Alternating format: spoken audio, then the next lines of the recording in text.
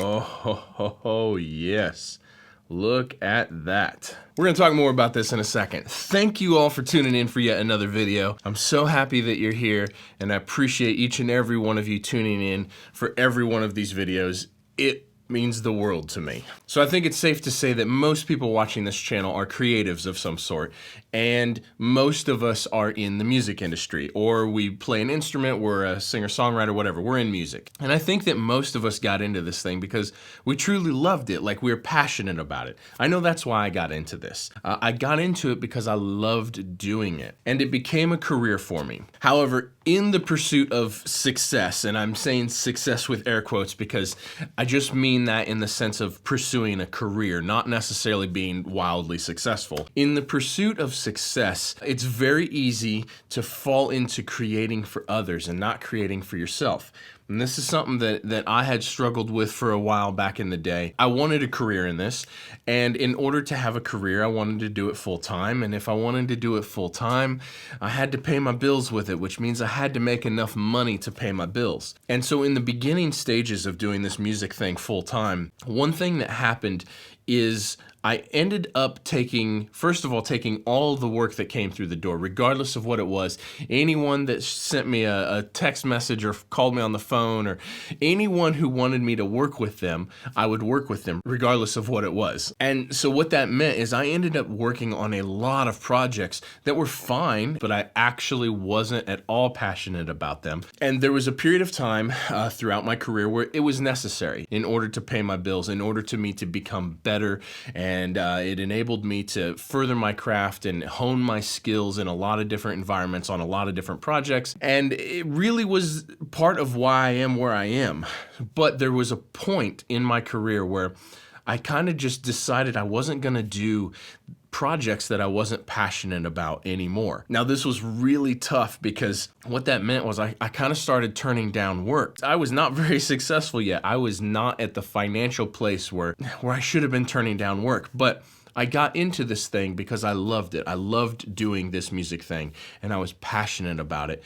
And so I was taking on these projects that I didn't necessarily love, and to me, if I'm doing work that I don't love, I might as well just go get a day job. And there's enough ups and downs and enough hardships, and it's hard enough to make it at this music thing, where if I wasn't going to work on stuff that I truly loved working on, I would just go get a day job. What's interesting to me when I started turning down projects that I wasn't really all that passionate about, my quality of work went through the roof. The first reason, I think, is because it was authentic. Like, I was working on stuff I was really passionate about. And I think that authenticity came through the music, came through the projects that I was working on.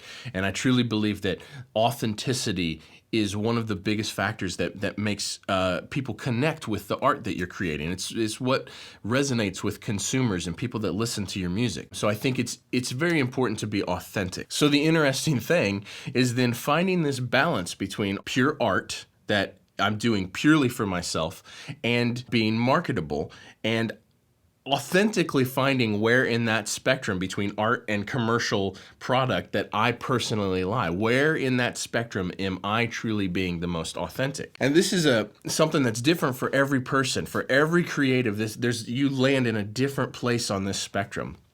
For me, if we're talking pure art and we're talking pure commercial product, I am the most authentic somewhere right in the middle. What I really enjoy working on is marketable music that is very artistic. So I'm somewhere right in the middle. And I don't think there's anything right or wrong with wherever on that spectrum you may lie, but I do think it's somewhat important to identify where on that spectrum you lie. And I think that gives you the most authenticity for the projects that you're working on, which means it has the best chance for success. I say pretty often, actually, that you should be the most marketable version of yourself. But within that saying, the key is being yourself. So I think it's totally fine to tweak things to be a little bit more marketable, to appeal to a little bit wider audience, as long as you're not taking away from being authentic and being true to yourself. So one of the things that I've learned throughout all these years is that I need to do what it takes to keep me inspired.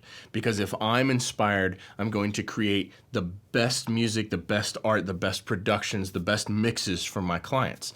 It's important that I remained inspired for my clients. And so that's something that I just figured I'd jump on here and talk about, that it's important to identify what inspires you, what exactly it is that you're really passionate about, and how you can fit that in the projects that you work on, whether you're a musician that plays in a band, whether you're a producer working on other people's music.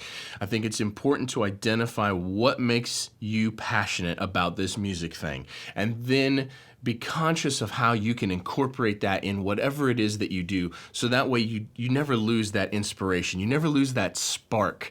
That is the reason why we got into this to begin with. So it's one of the reasons I started a YouTube channel. I've been interested in film and photography for a long time. I've just never taken it seriously. I've put 100% of my energy, 100% of my focus into this music thing. I just finally was like, I need something besides music that is also creative. And so I'm like, let's start doing it. So I really started this YouTube channel as a way to help people while simultaneously keeping me inspired, keeping me doing something creative that I'm passionate about, that I really love doing. But an interesting thing has happened in some of the previous videos where I was doing like some B-roll and I was doing like more film stuff, that I kind of started doing this because it's what I enjoy doing.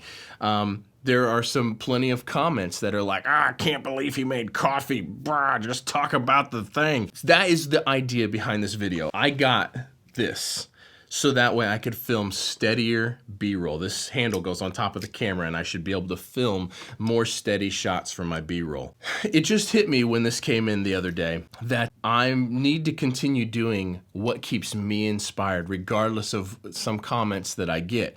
And it hit me that this could be a good video, a good learning opportunity for some people, that even though I have some negative comments about the B-roll stuff that I have filmed in previous videos, I did that stuff for me, and I hope that you enjoyed it. Since that's what keeps me inspired, and that's why I got into this thing to begin with, what you're about to see is for me.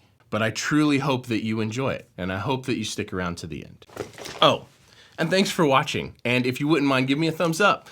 Drop me a comment. If you haven't yet subscribed, I'd love it if you would subscribe. Hit the bell icon next to the subscribe tab. You're all the best. Hope you enjoy this.